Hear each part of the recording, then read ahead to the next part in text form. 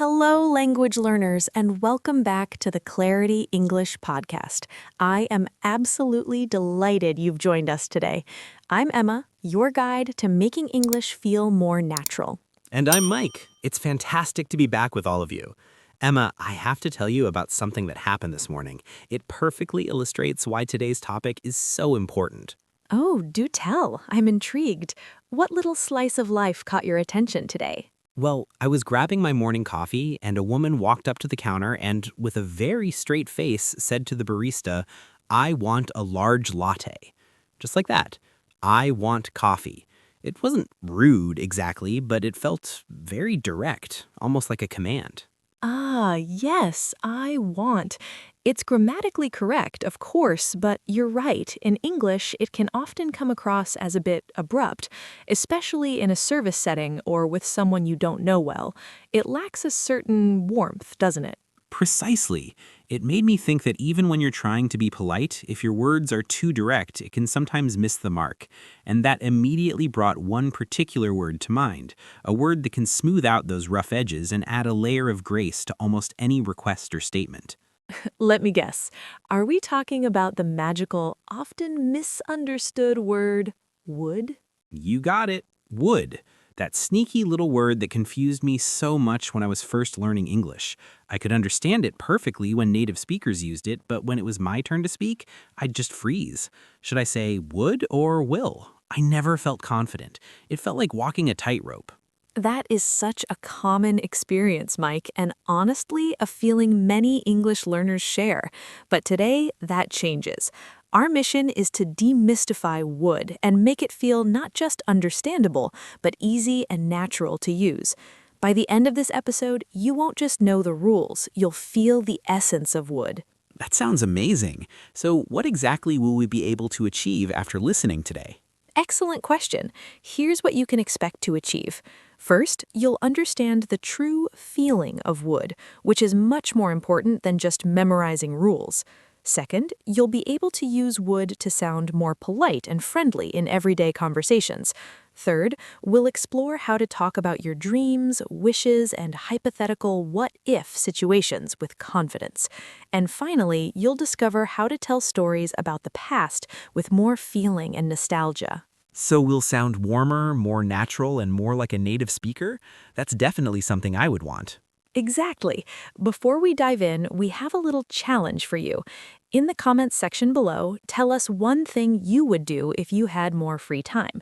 Maybe you would travel the world, or would read more books, or would spend more time with loved ones. Anything at all. Yes, and make sure to use I would in your answer. It's a great way to start practicing immediately. And if you're enjoying what you're hearing, please hit that like button and subscribe to our podcast. It truly helps us bring more valuable content your way. All right, let's get started. The most crucial thing to understand about would isn't a complex grammatical rule, it's a feeling. And once you grasp that feeling, everything else about would just clicks into place. Are you ready for this, Mike? I am absolutely ready. A feeling, you say. I'm intrigued. Okay, so the core feeling of would is space. Would creates space. Let me show you what I mean with a simple comparison. Listen to these two sentences and tell me how they feel different to you. First, I will help you. Okay, that sounds very definite, like a promise. You're committed. Good. Now listen to this. I would help you. The second one feels softer, a little less certain. It almost sounds like there's something unspoken, like a hidden condition. You've hit the nail on the head. That something unspoken is the space. When you say, I will help you, there's no space. It's direct, it's certain, it's a firm decision or a promise. It leaves no room for doubt or conditions. It's like you've already decided and there's no turning back. Precisely. But when you say, I would help you, you're creating space. That space implies that maybe there's a condition involved, or perhaps you want to help, but something might be preventing you. It could be that the situation isn't real yet. It's just an idea in your mind, or a hypothetical scenario.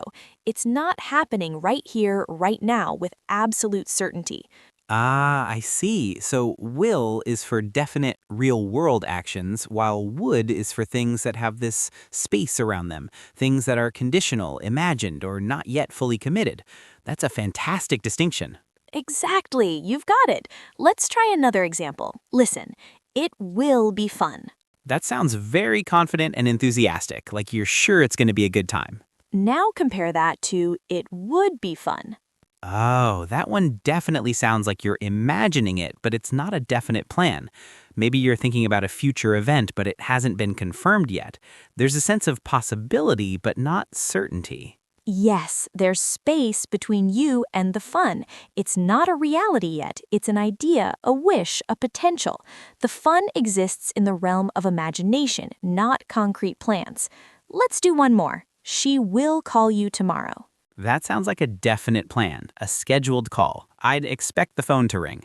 And this, she would call you tomorrow. Wow, Mike, we've covered so much today. My brain is full, but in the best possible way. Mine too. Let's do a quick recap of all the key takeaways so everything really sticks for our listeners. Fantastic idea. First, we learned that would creates space. It's softer, less certain, and often exists in the realm of imagination or condition, unlike will, which is for real plans and certainties. Second, and so incredibly useful, we learned how to use would for politeness.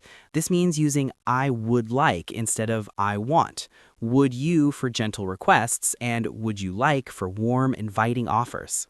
Third, we explored how would helps us talk about dreams and what-if situations.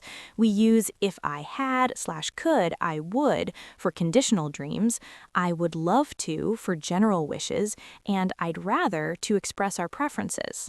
Then we discovered the beautiful way would is used for past habits and memories.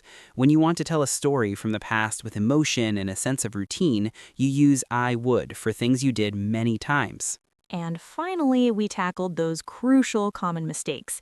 Remember, don't use would for definite, real plans, use will. Don't forget the if part in conditional sentences. Don't use would for specific, completed past actions, use the simple past. And please don't overuse would when a simpler word will do. Would is an incredibly flexible and powerful word. It makes your English sound more polite, more natural, and ultimately more fluent. And here's the most beautiful part. You don't need to be perfect from day one. Just start incorporating would a little bit every day. Yes, try saying I'd like instead of I want today, or ask would you instead of can you. Notice how it feels and notice the positive reactions you get. Small steps lead to big improvements. Now it's your turn for one last thought experiment. I want you to think about this question. What would you do if you had 1 extra hour every single day? Would you read that book you've been meaning to get to? Would you exercise more? Would you call someone you miss? Think about it and then write your answer in the comments below. Make sure to use I would so you can practice. We absolutely love reading your comments. It helps you practice and it helps us understand what you want to learn next. And if you've enjoyed this episode and found it helpful, please give us a like. It genuinely helps us continue creating valuable content for you. Do share this podcast with any friends or family members who are also learning English. And of course, make sure you're subscribed so you never miss an episode. We release new content every week to help you speak English more naturally and confidently. Remember, learning English doesn't have to be stressful or overwhelming. Just practice a little bit every day, be patient with yourself, and embrace your mistakes. They're an essential part of the learning process. And most importantly, don't be afraid to use would. It's a gentle word. It creates space, and in language as in life, a little bit of space can make all the difference. That's beautiful, Mike. Thanks, Emma. All right, everyone. Thank you so much for being here with us today. You should feel incredibly proud of yourselves for taking the time to invest in your language skills. We'll see you next time. Keep practicing, keep learning, and keep being kind to yourself. Stay confident. Sending you all big hugs and endless encouragement. Love you all. Bye-bye. Can't wait to connect again next time. Bye.